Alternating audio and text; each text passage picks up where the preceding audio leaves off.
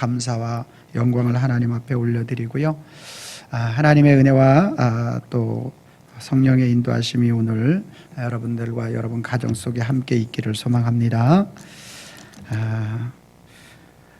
21세기를 살아가고 있는 우리들의 삶 속에서 우리는 과학기술의 발달과 또 여러 가지 일들을 통해서 많은 것을 우리가 할 수 있습니다.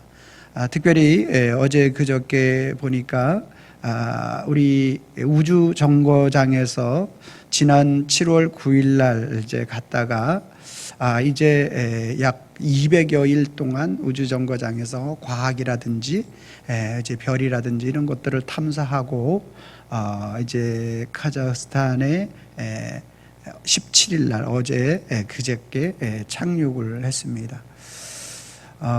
이러한 것들을 통해서 우리가 생각해 보면 참 우리 인간이 과학적 기술이라든지 여러 가지가 굉장히 뛰어나고 현 시대를 살아가고 있는 우리들이 많은 것을 할 수 있는 것처럼 이렇게 느껴집니다. 그러는 반면에 우리가 지금 코로나19라는 이렇게 전염병 앞에서 우리나라뿐만 아니라 전 세계적으로 이러한 것들에 대한 대처 능력이라든지 이러한 질병을 치료할 수 있는 백신을 개발하는 것이라든지 아주 이런 것들이 또 우리의 그 현실적인 직면이 딱 다가왔을 때에 보면 인간이 우주를 다니는 그러한 어떤 과학적 실력이라든지 이런 모든 많은 것을 할 수 있을 것처럼 느껴지는 우리들이지만 사실 또 그의 반면에 코로나 앞에서의 우리의 인간의 모습을 살펴볼 것 같으면 한없이 연약하고 또 부족한 존재이라는 사실에 대해서 우리는 알 수가 있게 됩니다.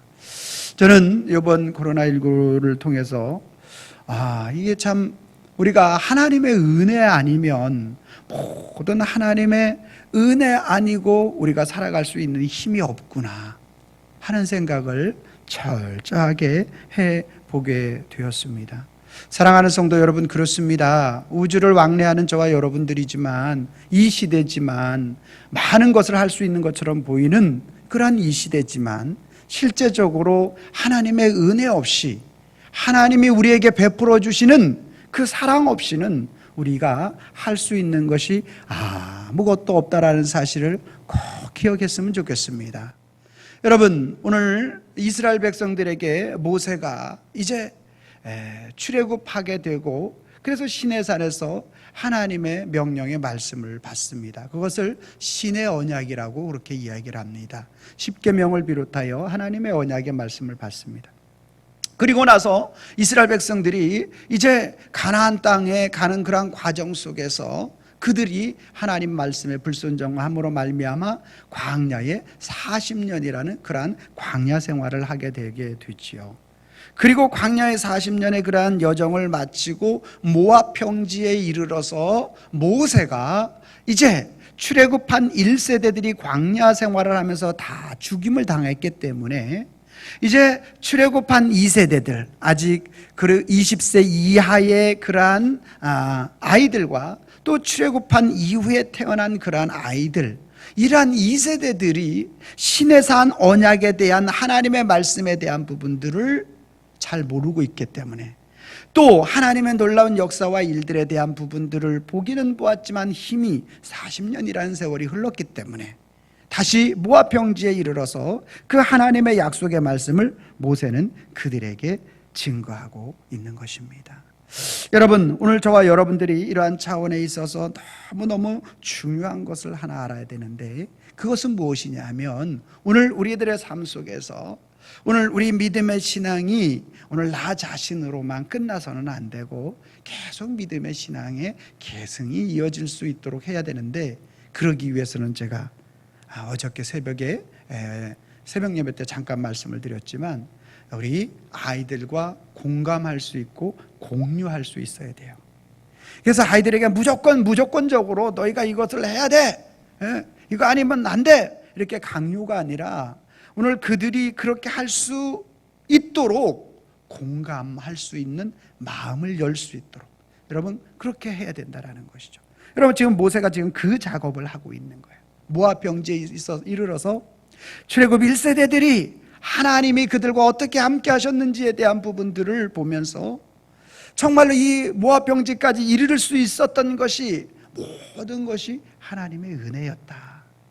그러므로 너희들도 이 하나님의 은혜를 잊지 않고 살아가는 것, 그래서 하나님을 섬기고 하나님께 영광을 돌리고 하나님 나라의 확장을 위하여 살아가는 그 삶을 사는 것, 이것이 우리 인생의 가장 큰 축복이다. 할렐루야. 그래서 차근차근 설명하잖아요. 1, 2절 말씀을 통해서는 우리가 어떻게 출애굽 사건을 통해서 구속하고 구원함을 받았는지, 또 무엇입니까? 광야 40년 생활 5, 6절 말씀을 통해서 광야 40년 동안 하나님이 우리를 어떻게 돌보셨는지, 그리고 조금 전에 이제 요단 동편 바산왕 옥과 아모리 왕 시온을 물리치는, 그러한 물리치게 하신 그 하나님의 은혜가 무엇인지를 그들에게 설명하고 있는 거예요. 가나안 땅 정복이라는 이제 아주 큰 대과업을 앞두고 잠시 모압 언약을 다시 그들에게 말씀하고 있는 이 말씀을 보면서 저는 그런 생각을 하고, 또 지금 현 시대에 우리 외부인들을 교회에 이제 들이지 않고 있죠. 그리고 또 밖에 나가서 전도를 하게 되면 이상한 사람으로 보죠. 지금 사회적 거리두기를 하고 있는데 전도를 하는 그렇게 이런 이상한, 그러면 뭔가 이게 이 시대 가운데 지금 어떻게 보면 복음이 지금 막혀 있잖아요. 그렇죠? 그렇다면 이때에 저와 여러분들이 재정비를 하라는 하나님이 우리에게 주신 모압 언약에 대한 재정비를 하고 가나안 땅에 들어가서 하나님 나라의 확장을 하기 위한 어떠한 그런 준비 단계로서의 오늘 이 시대 교회 가운데 하나님이 주신 사인이 아니겠는가, 우리가 생각해 볼 수 있는 것입니다. 그래서 오늘 이 말씀을 우리가 잘 가슴에 새겨서 우리가 무엇을 어떻게 준비해야 할지에 대한 부분들을 살펴보고, 그리고 우리가 가나안 땅의 축복을, 더 큰 하나님의 부흥의 놀라운 하나님의 손길의 역사를 경험할 수 있는 저와 여러분들, 우리 교회가 될 수 있기를 소망합니다. 자, 먼저 우리 2절 3절 말씀을 한번 보도록 하겠습니다. 2절 3절 말씀, 2절 말씀을 제가 읽고 여러분들이 3절 말씀을 읽어주시면 좋겠습니다. 모세가 온 이스라엘을 소집하고 그들에게 이르되 여호와께서 애굽 땅에서 너희의 목전에 바로와 그의 모든 신하와 그의 온 땅에 행하신 모든 일을 너희가 보았나니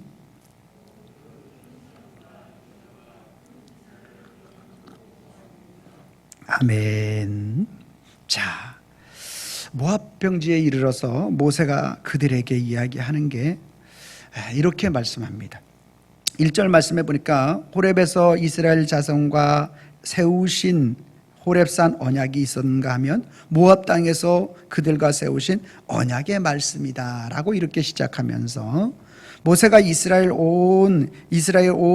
모세가 온 이스라엘을 소집하고 그들에게 이르되 여호와께서 애굽 땅에서 너희 목전에 너희의 눈앞에서 바로와 그의 모든 신하와 그의 온 땅에 행하신 일들을 너희가 보았나니 3절 그 큰 시험과 이적과 큰 기사를 내 눈으로 보았느니라. 하나님이 하신 일 가운데서 눈으로 보게 하셨다, 이렇게 표현하고 있습니다. 눈으로 보게 하셨다. 사람들은 잘 믿으려고 하지 않는데 보고 나면은 많이들 믿지요. 그렇죠? 하나님은요 이렇게 그들에게 눈으로 보게 하셨어요. 큰 기적과 이적과 표적을 그들에게 보이셨어요. 모세를 통해서, 지팡이를 통해서 나일강이 피로 변하게 되고, 갑자기 이가 생겨가지고 사람들에게 막 엉겨붙고요. 개구리가 또 모든 피, 개, 이파, 팔이 또 막 올라오게 되고요. 그래도 바로가 그 마음에 계속적으로 강팍함을 가지고 있자 아홉 번째 재앙 뭐죠? 흑암의 재앙, 그리고 마지막 열 번째 재앙 장자의 죽음에 모든 처음 난 것은 짐승으로부터 시작해서 바로의 아들 첫 아들로부터 시작해서 이 문설주의 어린 양의 피를 바르지 아니하는 모든 그러한 족속에 그 재앙이 임하게 되는 그러한 일들을 그들에게 보이시죠. 그 일로 인해서 그들이 출애굽하게 되었다라고 이제 말씀하고 있는 것입니다. 여러분, 오늘 저와 여러분들이 마찬가지예요. 오늘 하나님께서 구약의 모세를 통해서 그들에게 오늘 하나님이 너희를 애굽 땅에서 종되었던 너희를 이끌어내, 하나님께서 그들을 이끌어내신 하나님, 홍해 앞에서 홍해를 가르신 하나님, 광야의 길 앞에서 그들에게 친히 보이시고 먹을 것을 또 그들에게 먹이시고 입힐 것을 입히시는 그 하나님에 대한 것을 그들에게 보이시는 하나님. 여러분, 구약의 하나님의 이 보이심과 이 하나님의 나타내심이 그들 속에 보였다면 신약 속에서 오늘 저와 여러분들을 구속하시고 우리를 구원하신 그 하나님이 오늘 예수 그리스도를 통해서 우리에게 보이신 사건을 바울이 고린도전서 15장 4절부터 10절의 말씀을 통해서 우리에게 말씀하고 있어요. 고린도전서 4장 15장 4절부터 10절의 말씀 좀 많지만 우리 한 절씩 한번 읽어봤으면 좋겠습니다. 4절 말씀 제가 읽습니다. 장사 지낸 바 되셨다가 성경대로 사흘 만에 다시 살아나사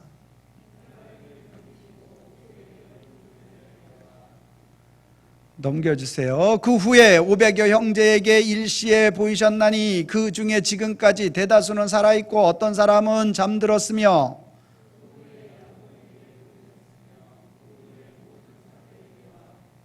맨 나중에 만삭되지 못하여 난 자 같은 내게도 보이셨느니라.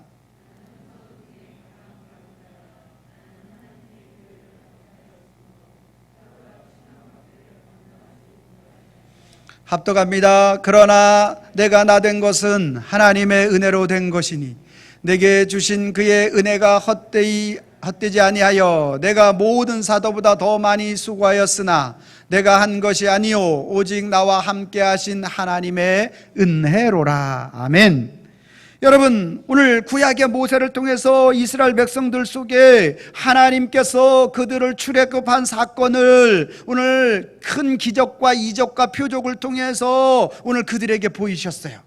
그들에게 나타내 주셨어요. 그들을 보게 하셨어요. 오늘 이 사건과 동일하게 바울은 오늘 고린도전서를 통해서 예수님이 저와 여러분들을 위하여 4절 말씀에 장사 지낸 바 되었다가 성경대로 3일 만에 다시 살아나신 그 사건, 살아나셔서 이 제자들에게, 아니 오늘 5절 말씀에 게바와 베드로가 되지 않겠습니까? 12 제자에게 그들에게 나타나 보여주셨어요.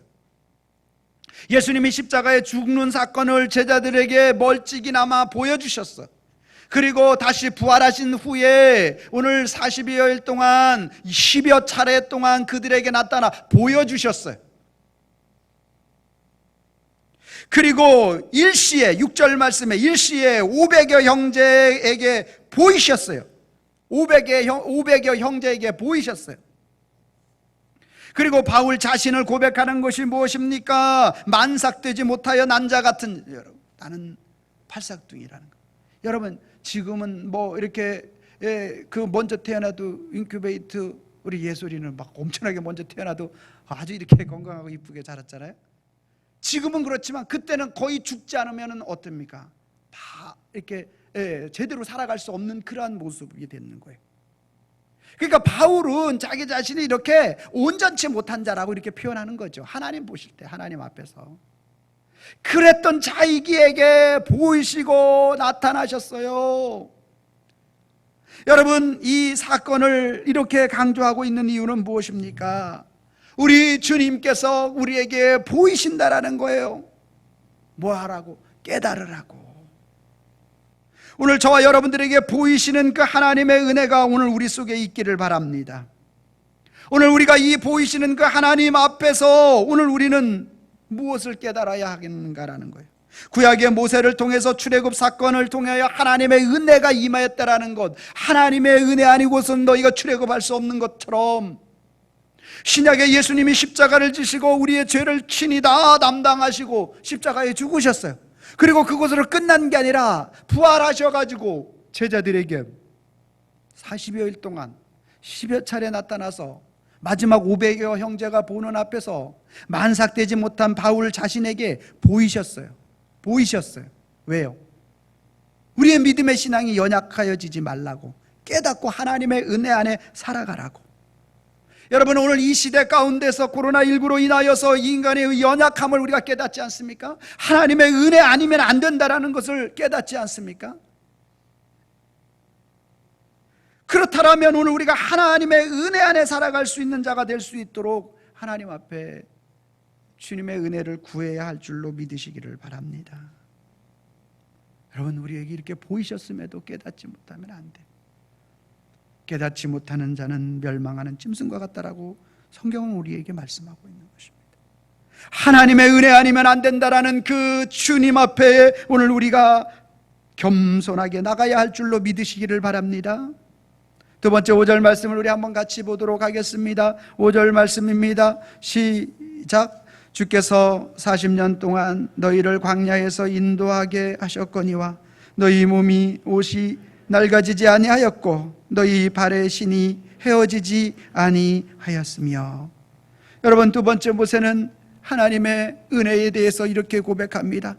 40년 동안 광야에서 인도하게 하셨거니와 너희 몸에 옷이 낡아지지, 40년 동안 낡아지지 않게 했대요.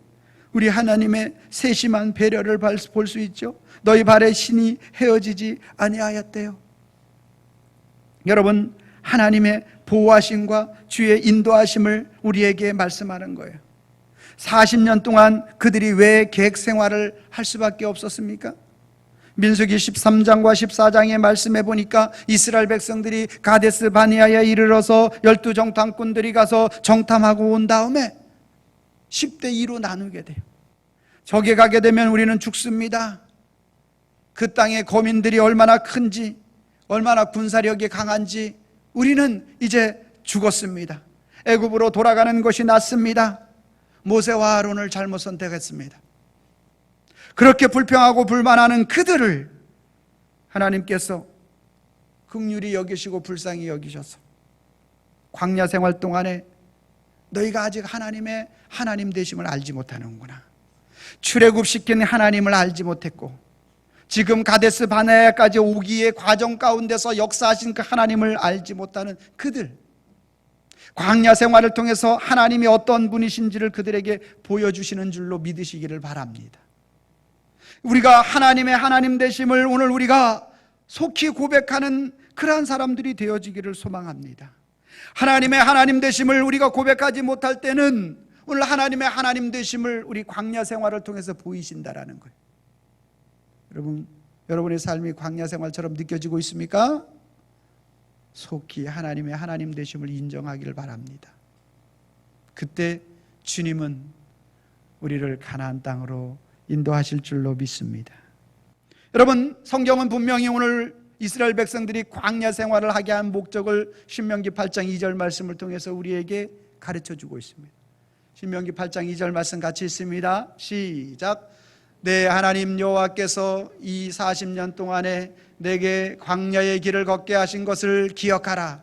이는 너를 낮추시며 너를 시험하사 내 마음이 어떠한지 그 명령을 지키는지 지키지 않는지 알려 하심이라. 아멘. 광야 40년 그들에게 보이신